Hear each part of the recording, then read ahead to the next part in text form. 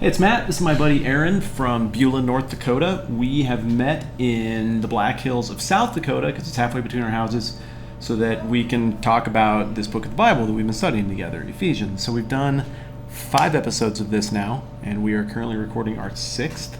And we are not bringing notes. Those are the ground rules. We're just going to kick it around together and have some fun. So if you haven't watched the other ones, I'd encourage you to go and check those out so that this can be more fun. And I feel like that's exactly the same intro that I did last time. It's working, so I guess I just keep going back to the well. So Let's do that. What we're going to do in this discussion is talk through Ephesians 5, verses 1 through 21. And then the end of Ephesians 5 kind of fits better with chapter 6, so we're going to lump it in with that. So, my friend, what have we done so far in Ephesians? How's this thing working?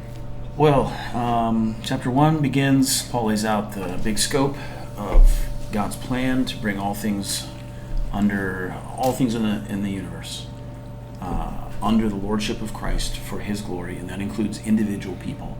And as redeemed people, they have a part to play in that. Chapter 2 tells us how we were brought into that story by God's grace, not by our works or merit. Part of that becomes that we're made a new people, where our old social identifiers no longer hold, but we're under the banner of the gospel. Chapter 3, it's kind of a short sidetrack. Paul talks about how he became a unique bearer of that information, that revelation. And chapter 4 starts to lay out, okay, here's what I want this to look like. You need to be unified, you need to work together, you need to work to deal with your disagreements and live at peace. We're flat. Stretch. We'll stretch. We'll stretch. We're stretched. My intro was bad. A little flat. We're going to start over? Yep, we're going to start over. Otherwise, we won't set the hook. Let's. Do we need to go through that whole, where have we been at Ephesians? I'm going to have you ask me. Okay. Just give me the what have we done so far. We're going to flip it around. Ready? Here we go. Hey, I'm Matt, and this is my buddy Aron, and what are we doing? We're looking at Ephesians. We've been here sitting all day. We're a little cross-eyed at this point. They brought us nachos a few minutes ago, and that bought me some time. But yeah, we're doing good. You won't consume any of their food. What's your problem? We're at the Blackstone Inn in Leeds, South Dakota, which is halfway between our houses. So we're talking Ephesians. So what have we covered so far? Okay, yeah, quick update. This letter to the people of Ephesus is different than a lot of the other things that Paul has written, because he starts completely big picture, saying, look, this is how God is, and this is what God is doing, and he put great forethought and effort into setting you up to be where you are now as Christians. And here's where you were. You were dead, you were completely over a barrel, and then God redeemed you, and he did that because he had stuff in mind for you, and not just like, hey, now you're redeemed, and look how much better things are now. It was a purposeful redemption. And so we get through chapter 2, and it kind of lays out that it isn't just individuals who God worked in to bring about redemption and to use them for this great purpose that he has, but it's also people groups that he's made, or a people group that he's made by breaking down this division between Jews and Gentiles, something that means very little to us now, but it meant a lot to the original audience.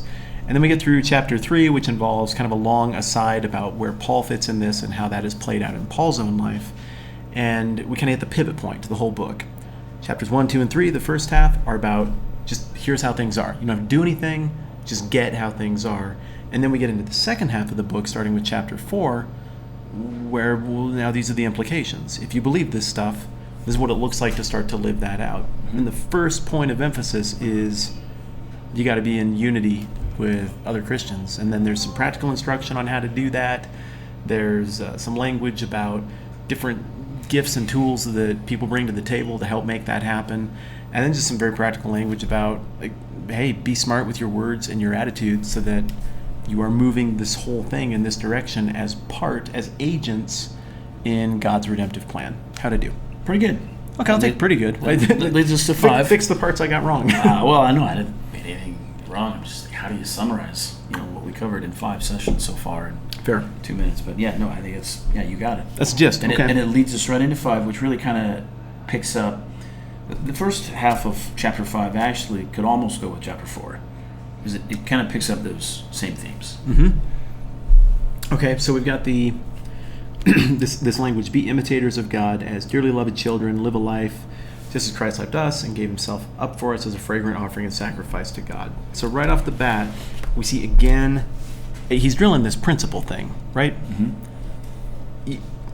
So often the second half of Ephesians is a place where we find Christian rules, New Testament commands, and it's there, but they're all principle statements. They're all things where you have to think in order to get it right. Pretty much. So be imitators of God and imitate the stuff Jesus did requires thought on your part. And the phrase itself, phrasing the commandment that way, inspires a question.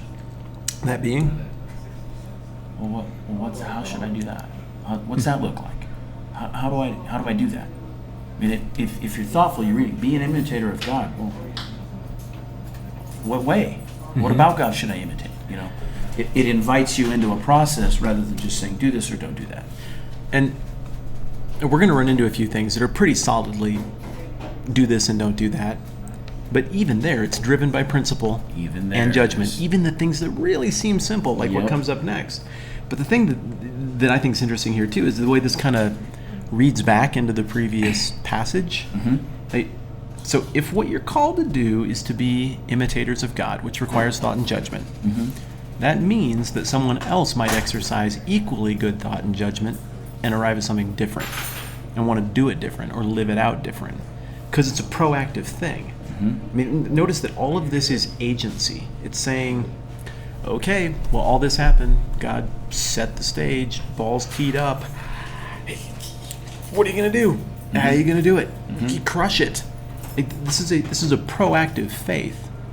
And if it's a proactive faith, that means that people are proactively going to engage in offense differently, which means that we're going to disagree about what to do from time to time, as Paul did with his buddy Barnabas. And when that happens, there's, it makes sense that there'd be emphasis on unity and squaring up accounts and making things right with people, because if this is a proactive religion, we're going to have to do that from time to time, because we'll be proactively doing different things and running toward the same ends, but slightly different takes on the thing in terms of what we bring to the table and who we are.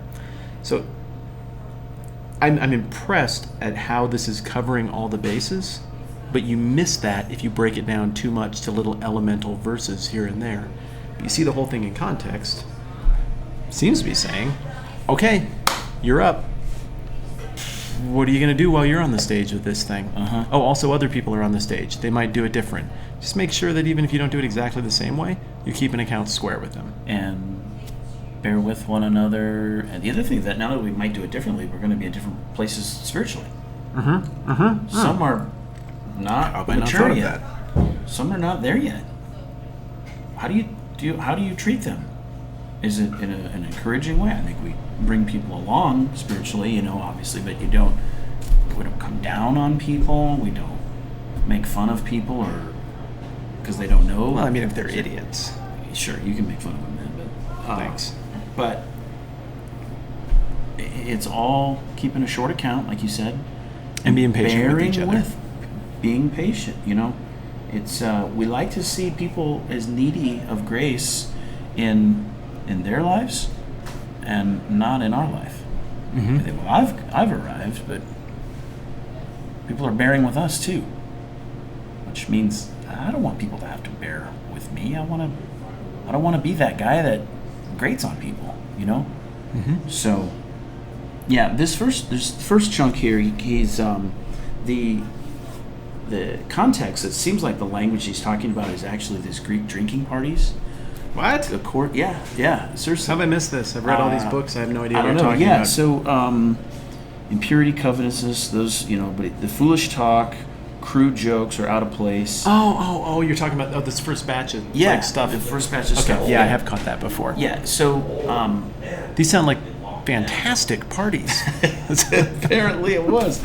So, I mean, it's no different than today, but people were creating clever rhymes, clever puns that had to do with joking, sexual references and Can't stuff. Think of any examples. Yeah, Could you? I can't either. I'm not very good at it. But so I think out of consideration of the people. are listening, it'd be nice if you can give us one example so we know what not to do. It's kind of bright. Yeah, it's blinding through here. Come and go as you need to, though. See that guy come through. This is very fun. It's much more enjoyable when there are people in here. People coming through here, yeah. So, okay, so you get this whole list of stuff that would basically be your debauched lifestyle. Right. And he's saying, guys, it doesn't make sense anymore. Yeah, don't do that. Because isn't it interesting on the, but among you there is not even be a hint of sexual immorality or any kind of impurity or greed. What a weird three to lump together. Sexual immorality and greed? Huh? Like, it just seems like an odd list. So you can tell he's picturing something. Greed specific. is not what we associate with sexual immorality at this point. And the other side to that is, it's a certain kind of greed probably that he has in mind. I also think we should probably not minimize greed. Well, yeah, clearly that's part of the deal, isn't it? It probably. He says it more clearly in Colossians. I think the parallel verse in Colossians. Got me. But he says, nor greed, which is idolatry. Well, and last episode we talked about that little exercise I did where I went through and literally tallied what Jesus talked about most through all four Gospels. Just my little self-important experiment. Number one thing, his Father and his Father's kingdom. It's Jesus' favorite thing to talk about. Number two, stuff. Material possessions. Yeah. Stuff, money, possessions. Right. It was a much bigger deal to Jesus than it is to Christianity. What do you want to do with that? That could be a whole other conversation. Yeah. But I get real uncomfortable because I feel like it's absolutely damning to my lifestyle to think about it in any way that is fair. It is quite the pushback. But again, it requires judgment. Are you sinning if you make $47,000?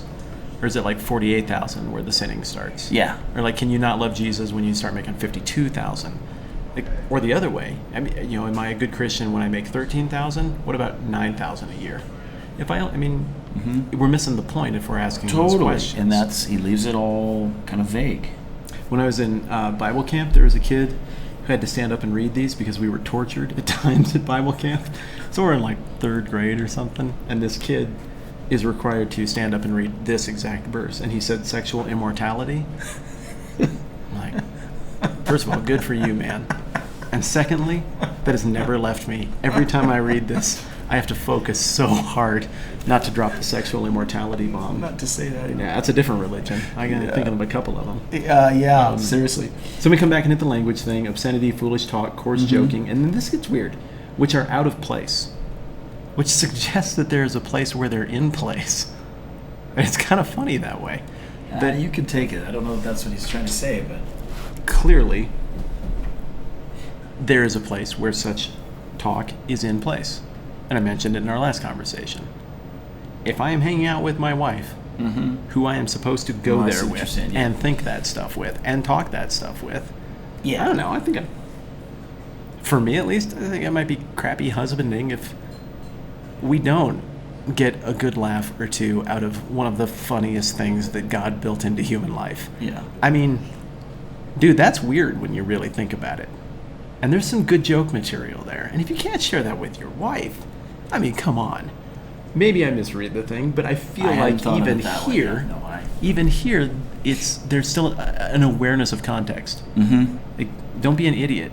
say stuff that makes sense and is going to make things better. Right. And I can think of contexts where saying things like that to the one and only person in my life. If you go back to the previous chapter, does it build up and does it give grace? And there could be instances where it brings the two of you closer together. I have no trouble picturing those. Yeah.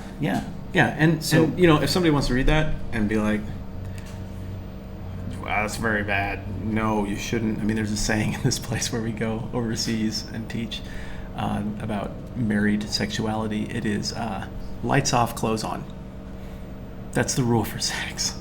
Like, just get in, get out, get it over with. Like, do not have fun and don't make eye contact. It's kind of the Chili's Thing, get in, get out, get on with your life. Yeah, it's just like that, except My goodness. except marital sexuality. That seems it's one like of a those recipe things for where somebody got a hold of a drastic passage like unhappiness. this. Somebody got a hold of a passage like this and was like, that's not clear enough. I'm going to do everyone a service by making a whole bunch more clarifications on those rules. Rules on rules to keep you from breaking the actual rules. But then pretty soon you forget that's what happened, and they become the actual rules. And we get judgy and stupid. When the point is this stuff about how you live, just how does it fit with this stuff that you believe and that is the point of your existence and that is your meta-narrative? And if it doesn't, you're probably doing it wrong. Well, look at, he goes on here. He lays out a few other things. Obviously, we won't pick each one apart. This isn't a full exposition. But look at verse 10, and he kind of wraps it up. I think this captures everything you're saying. And try to discern what is pleasing to the Lord. Whether you eat or drink or sleep or whatever you do it all for the glory of God. Yeah, Paraphrases mine. He doesn't give this list. Like you said, well, greed. Well, you can have this and you can have that. You can have, so many cars, but not cars for fun and hobbies. And you can have a house that's so many square feet, but not beyond this. And you can make so much money, but not beyond that. Yeah, that sounds like the IRS. Those sound like bureaucratic red tape regulations. They sound like the IRS. Doesn't sound like you grace. You can make this much money. No one thinks that, grace and IRS in the same. Well, grace and the IRS, they're opposed. They haven't read Ephesians 2 yet, so. Not sure that's their problem. He brings it back to motives. You're right. So, but he could have said so much more there, and yet he doesn't. Why? Because grace gives life, and rules kill.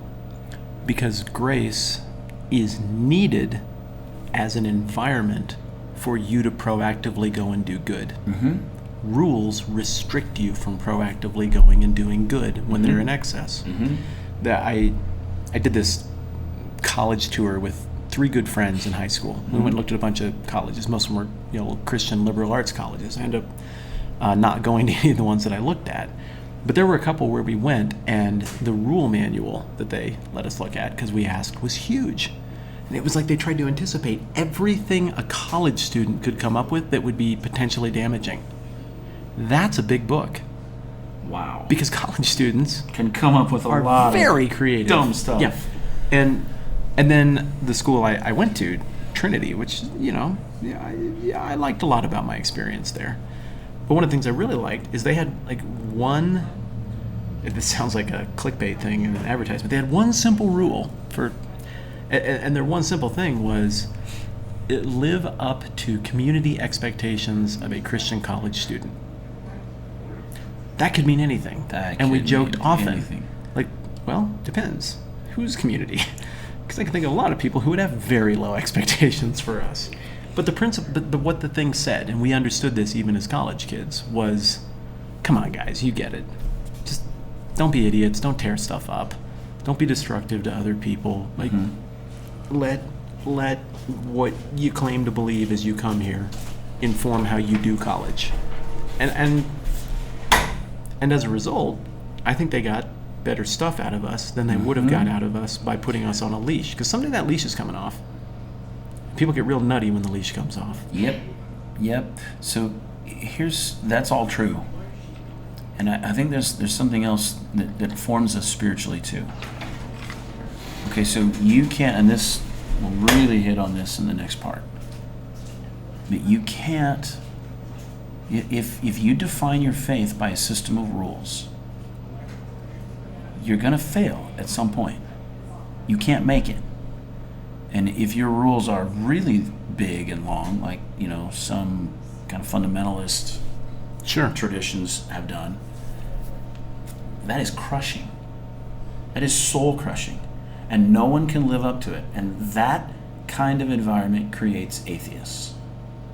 It doesn't create people of faith. It creates atheists. Because what you internalize is, I have to live up to this certain standard, or I can't please God. And if finally at some point you just crack and you say, I can't do this, heck with it, you walk away. It creates atheists. And your eyes open to the fact that very few rules universally work in every context, in every moment, with every relationship. That comes along the way as well. That comes along the way as well. And you figure that out, and that's why then at some point it seems hypocritical. Well, and if you come to understand God as being most accurately revealed through rules he never even wrote, that have just been extrapolated and drawn out of passages like this and exaggerated into something much greater, it's just a weird God. Why would God break the laws of time and space to get me to not say ass? That just... But I can if it's in a donkey context and I read the King James Version.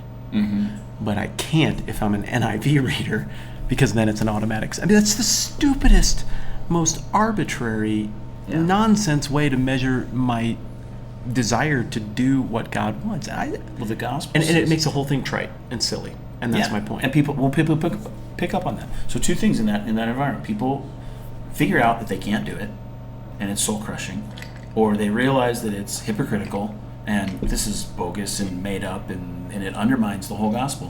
What the gospel says is, you're right, you can't do it, and that's why the gospel's here. Yep, and what God wants from you is not this hollow obedience anyway. Right. He wants your heart. Yeah, we're going to build into this whole system that you're going to fail, and we're anticipating and expecting you to fail. So that's why you need the gospel. Why try to honor God with your life? I was just going to ask you. So what's the point of ethics then? So what is the point of ethics? Because I asked first. Because I totally God don't know. Receives glory by seeing us try to follow Him. Agreed. But we're not defined by it, and that's the catch. Is we still try. We try to do right and treat people well, and not live filthy, immoral lives, and do all the right things, and realize that I'm not defined by it, thankfully, and I do it out of a sense of gratitude and out of a changed heart. And out of concern for other people. Because a whole lot of ethics has to do with where our circle overlaps with other people's circles. You're fine. You're good. Oh, Tara, we're just hogging this entire corner unapologetically. I think gratitude is key, though. If this whole thing is predicated on we do enough good stuff to get God's attention, like trying to impress a celebrity on Twitter, and then finally we get his attention, we're like, oh, you like us now because of all the cool things we did, and our relationship now exists because we did just enough good to get your attention. That's a totally different deal than what we're hearing Paul describe here. And the outcomes are totally different. Totally. And it's totally conditional. And just as easily as we manage to flag down God with our good behaviors, so we could just as easily run him off by not getting it quite right. Right. And so what the gospel says is, instead of behaving and then getting some benefit, he says, you don't just get some benefit, you get all the benefit. Even though you showed up to work at the last hour. And now how are you going to behave? It's proactive. Yeah, so we think... And the gratitude thing, real quick, on the gratitude thing. Like, the difference between I'm doing things to earn your affection, knowing that I have your affection unconditionally, and I do things that are born out of the trust in that relationship, or my gratitude to you for that unconditional concern, those are universes of different. And you can smell it on people in relationships. You know the difference between the conniving, like, sales pitch, manipulative angle to earn affection, which is another reason why, and the affection of your kid who just loves you, which is another reason why it makes atheists. Yep. We have an apple tree that reaches over into our yard, and the apples fall out. And my kids this summer have just figured out that I like the yard, and I work hard to make it look good, and so they've just decided that every day when I come home, they have the apples picked up, so they don't rot in the yard. It's not a big deal at all. They don't have to. They get nothing for doing it. They have not been ordered to do it, but they do it because they just know I love them no matter what, and that's something they know I care about. Cool. And so, and they're invested in our household and our project because they're my heirs, and it's their household too, and they're starting to get some ownership of this thing, and so I don't have to tell them to do it. They just make it happen. Yeah. And isn't that so much better than, hey, you little pukes, get in here now. Why are there still apples on the ground? And either way, I might get the apples picked up, but But do you want the apples or do you want the relationship? And God with us wants the relationship. Yes. And the legalism paints it in such a way that God just wants the obedience. And that's not an accurate reflection of what he's saying here. Not at all, And I don't think. And just like God wants, as sappy as it sounds, God wants our essence. God wants our hearts. He wants the thing that really makes us us. I strongly get that vibe from the Bible. It's exactly how I am with my kids. I just, the biggest thing is just let's be in really good relationship. That's what I want. And if you do something that you think I would want, I want them to do it because they know that I unconditionally love them, care about them, put my money where my mouth is. And it's not a perfect analogy,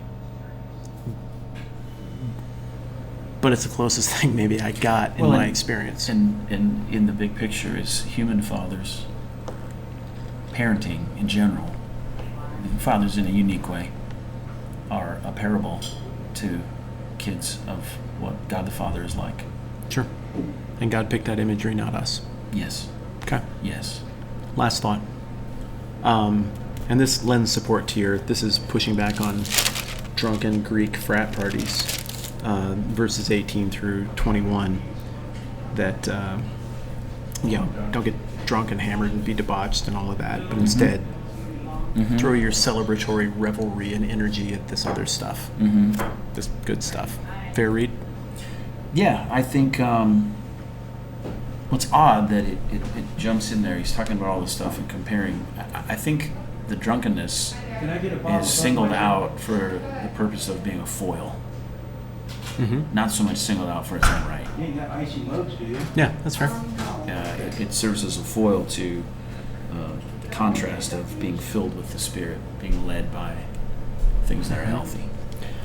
Yeah, and it's interesting too, as you look through 4 and 5, the theme overtly and subtly of gratitude.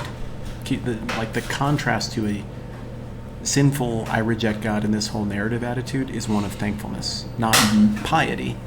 It's gratitude, which I think is a hint as to what the motivation ideally is supposed to be on this as well. So the last phrase, submit to one another out of reverence for Christ, that kind of lobs us the softball for where we're going at the end of 5 and 6, beginning of 6 that we're going to talk about next time. So we'll save it and get into that.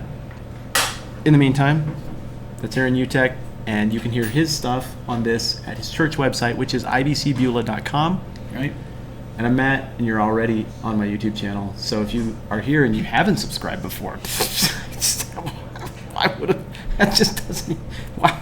Why? It's time to